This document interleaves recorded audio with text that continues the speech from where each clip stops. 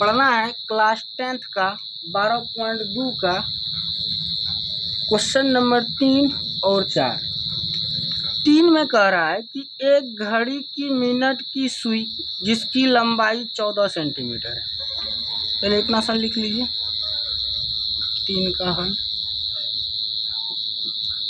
घड़ी है और मिनट की सुई की लंबाई कितनी दी हुई है? 14 सेंटीमीटर। तो देखिए ये एक घड़ी है और मान लीजिए इसका ये मिनट की सुई है, इसकी लंबाई दी हुई है 14 सेंटीमीटर। इसकी ये सुई जो है ये आर की काम करेगी, त्रिज्या की, तो यहाँ लिख दीजिए आर। ये घड़ी की मिनट की सुई ना 60 मिनट में ये एक चक्कर लगाएगी। ये 60 मिनट में यहाँ से घूम के फिर वापस यहाँ पहुँचेगी। तो यहाँ लिखिए 60 मिनट में घड़ी की सुई द्वारा, घड़ी की मिनट की सुई द्वारा, मिनट की सुई द्वारा अपने केंद्र पर रचित कोण कितना हो जाएगा? 60 मिनट में ये घड़ी की मिनट की सुई एक चक्कर लगाएगा। एक चक्कर मतलब ऐसे गोल कितना? 360 डिग्री। तो ये हो जाएगा 360 डिग्री। 60 मिनट में 360, तो 1 मिनट में कितना बनाएगा? 360/60। अब आगे बोल रहा है कि सुई द्वारा 5 मिनट में रचित क्षेत्र का क्षेत्रफल निकालना है। 1 मिनट में इतना बना रहा है तो 5 मिनट में कितना बनाएगा?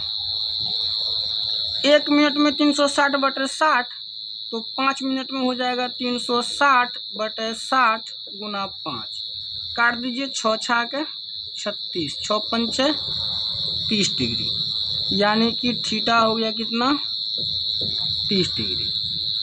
अब आगे देखिए, ये 5 मिनट में मान लीजिए 30 डिग्री का कोण बनाएगा। ये यहाँ से चल के यहाँ आ जाएगा। कितना सा? ये 30 डिग्री है। तो बोलता है 30 डिग्री में कितना क्षेत्रफल रचा? यही ना क्षेत्रफल होगा। तो लिखिए 5 मिनट में सुई द्वारा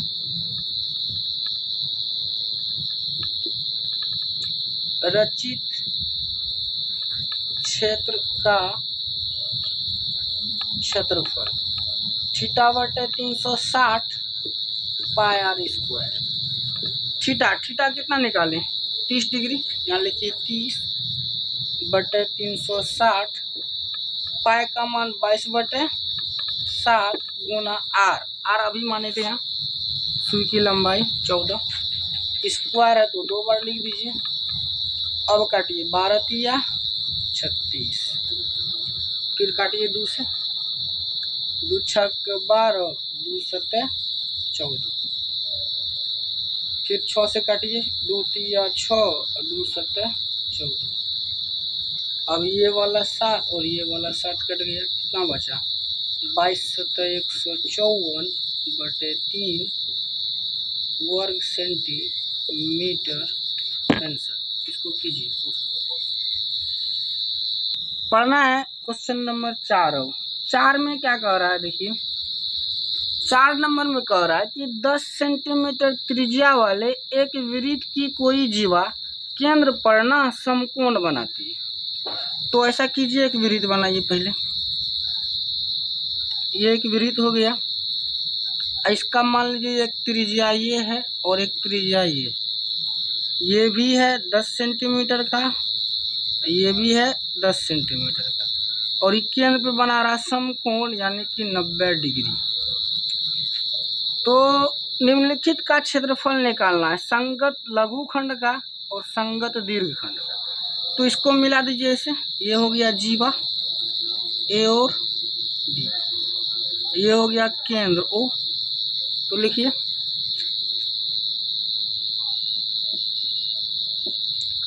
त्रिज्यखंड की त्रिज्या, त्रिज्यखंड की त्रिज्या आर दिया हुआ कितना 10 सेंटीमीटर, और थीटा मतलब कोण दिया हुआ कितना 90 डिग्री।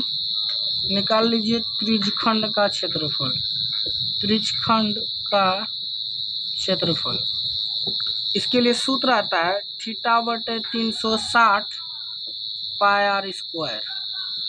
थीटा का वैल्यू है 90 डिग्री बटे 360, पाई का मान लेना है 3.14, आर का मान है 10, तो 10 गुना 10। पॉइंट हटाइए तो ये हो जाएगा 100। एक शून्य यहाँ से, एक शून्य यहाँ से, एक शून्य यहाँ से, एक शून्य यहाँ से, ये काटिए, एक शून्य यहाँ से, एक यहाँ से, 9 चौक है 36। अब 4 से कटने वाला है, देखिए काटिए इसको। 4 का आधा 2 और 314 का आधा होता है 157, तो आएगा ये निकल के 157 बटे 2, काट दीजिए। 2 8 16, 2 7 14, 2 8 16, 2 5 10, 78.5 वर्ग सेंटीमीटर। ये त्रिज्यखंड का क्षेत्रफल निकल गया यहाँ से ऐसे ये यहाँ तक का। हमको निकालना क्या है, हमको निकालना ये संगत लघुखंड।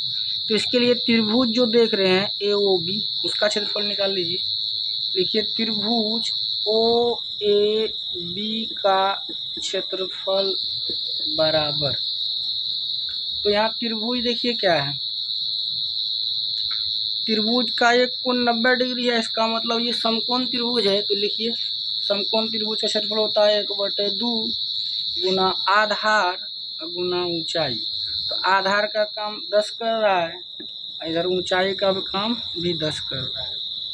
तो काटिए 2 5 10, तो 10 5 50 वर्ग सेंटीमीटर।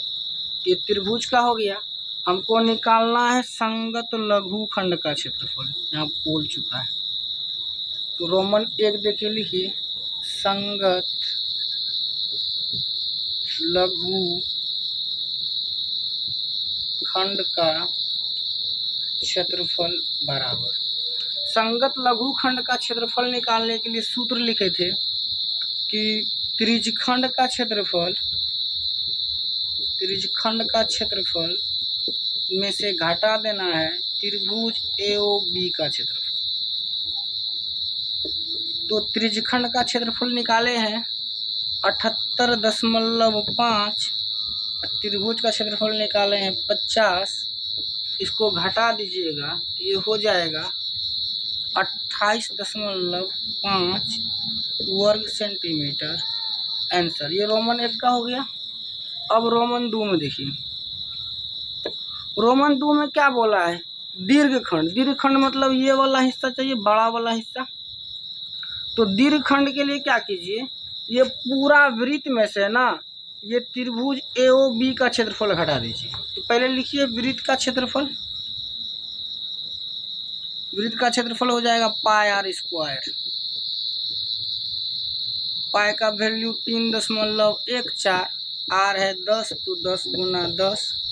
इसको हटाइए, हो जाएगा 100, एक शून्य यहाँ से, एक शून्य यहाँ से, एक शून्य यहाँ से, एक शून्य यहाँ से, आएगा 314।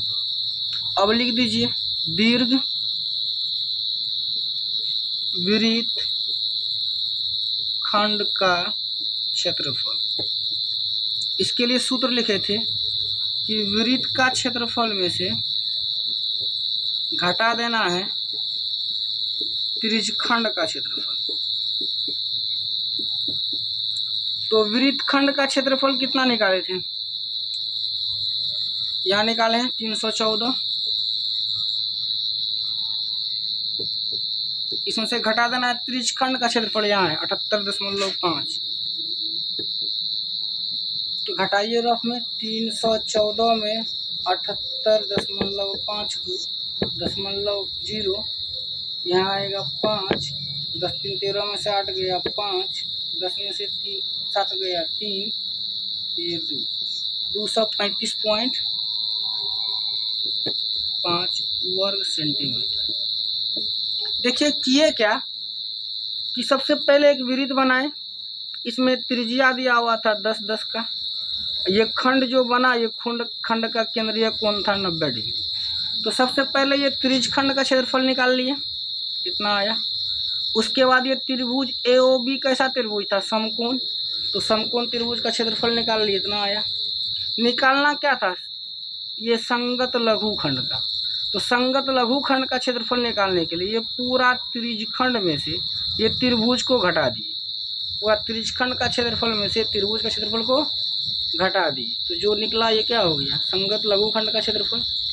अब आगे देखिए, हमको निकालना था ये बड़ा वाला क्षेत्र जो था दीर्घखंड, उसका क्षेत्रफल। इसके लिए क्या किए, पहले पूरा वृत्त का क्षेत्रफल निकाल लिए, पाई आर स्क्वायर, कितना निकला 314 वर्ग सेंटीमीटर। अब ये पूरा में से ना ये त्रिज्यखंड को घटा देंगे तो ये दीर्घखंड बच जाएगा। तो यहाँ लिख दिया दीर्घखंड का क्षेत्रफल बराबर वृत्त का क्षेत्रफल घटा त्रिज्यखंड का क्षेत्रफल। वृत्त का क्षेत्रफल निकाले थे 314 वर्ग सेंटीमीटर और त्रिज्यखंड का क्षेत्रफल पहले निकाल चुके थे 78.5। तो 314 में से 78.5 को घटा दिए तो बचा 235.5 वर्ग सेंटीमीटर। यही होगी आपका आंसर।